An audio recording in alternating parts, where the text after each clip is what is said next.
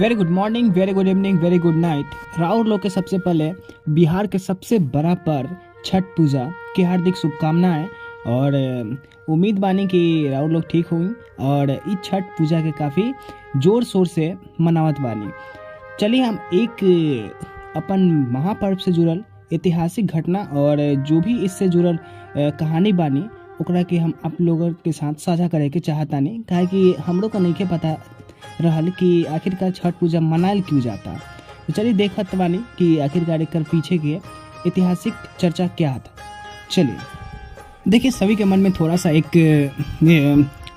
विमर्श रहता है कि हमारा जो कल्चर है, जैसे बिहार वासी से हम लोग बिलोंग करते हैं, तो जो हमारा कल्चर है, रीजनल भाषा हुआ वो हमारा भोजपुरी हुआ, तो हम लोग भोजपुरी को नहीं बोल पाते हैं। काफ़ी लोग, वो कमी हम में भी है। हमने भी थोड़ी बहुत कोशिश करत बानी कि आखिरकार कैसे बोले के बा भोजपुरी भाषा, और ये जो हमार संस्कृति बा कि हाँ बिहार से जुड़ल कि भोजपुरी भाषा के जीवित रखे के बा। आप लोगों के साथ ऐतिहासिक घटना के साझा करत बानी कि छठ पूजा आखिरकार क्यों मनावता। तो चला एक कहानी बाटे, एकरा से जुड़ल बहुत सारा कहानी बा, तो ओकरा के साझा करत बानी आप लोगन के साथ। देखिए, विकिपीडिया के अनुसार से हम देखत बानी कि शुरुआत कैसे हो गई बा।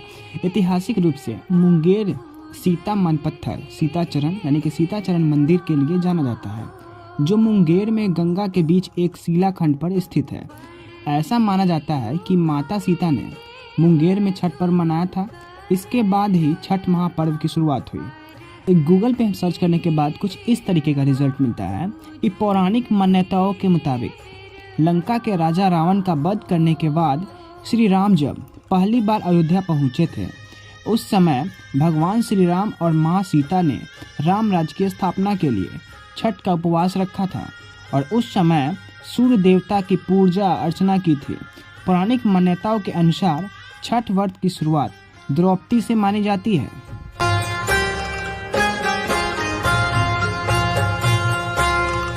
ये कुछ हमारे रिजल्ट थे। जब हमने आज तक के वेबसाइट पे सर्च किया तो कुछ इस प्रकार से आए कि एक मान्यता के अनुसार छठ पर्व की शुरुआत महाभारत काल में हुई थी।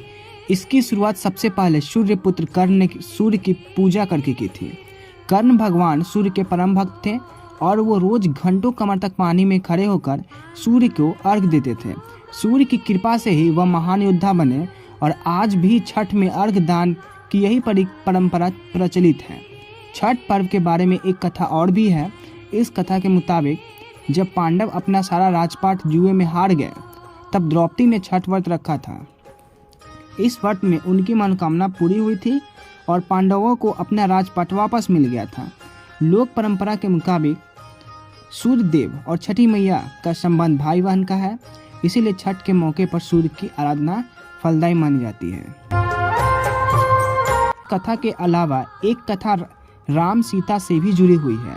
पौराणिक कथाओं के मुताबिक जब राम और सीता 14 वर्ष के वनवास के बाद अयोध्या लौटे थे, तो रावण वध के पाप से मुक्त होने के लिए उन्होंने ऋषि मुनियों के आदेश पर राजसूय यज्ञ करने का फैसला लिया था। पूजा के लिए उन्होंने मुग्दल ऋषि को आमंत्रित किया। मुग्दल ऋषि ने माँ सीता पर गंगा जल छिड़क कर पवित्र किया और कार्तिक मास के शुक्ल पक्ष की षष्ठी तिथि को सूर्य देव की उपासना करने का आदेश दिया, जिसे सीता जी ने मुग्दल ऋषि के आश्रम में रहकर 6 दिनों तक सूर्य देव भगवान की पूजा की थी। एबीपी न्यूज़ के लिंक पे हमें देखने को मिला, जो वेबसाइट था उस पर, कि छठ पर्व का इतिहास रामायण काल यानी त्रेता युग से जुड़ा हुआ है। पौराणिक कथाओं के अनुसार राम जी और माता सीता जब 14 साल का वनवास पूरा कर अयोध्या लौटे थे, तब राम जी ने रावण वध के पाप से मुक्त होने के लिए ऋषि मुनियों के आदेश पर राजसूय यज्ञ कराया था। मुग्दल ऋषि ने राम जी और माता सीता को यज्ञ के लिए अपने आश्रम में बुलाया। मुग्दल ऋषि के कहने पर माता सीता ने कार्तिक शुक्ल की षष्ठी तिथि को सूर्य देव की उपासना की और व्रत रखे। इसके बाद माता सीता और राम जी दोनों ने पूरे 6 दिनों तक मुग्दल ऋषि के आश्रम में रहकर पूजा पाठ किए। इसीलिए छठ पर्व की शुरुआत रामायण काल से मानी जाती है। अभी के दौर में हम बता दें तो छठ पूजा का जो भी नियम है वो क्या है, तो पहले तो हमारा नहाए खाए होता है, फिर दूसरे दिन खरना होता है, जो शाम को पूजा किया जाता है रोटी और खीर वगैरह का। उसके बाद हमारा उसके अगले दिन शाम का अर्घ होता है, जिसमें शाम को हम सूर्य भगवान को अर्घ देते हैं पानी में खड़ा होकर।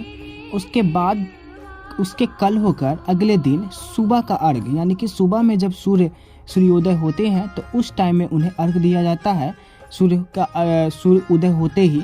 तो इस तरीके से पूजन का समापन हो जाता है। टोटल 4 दिन होते हैं छठ में।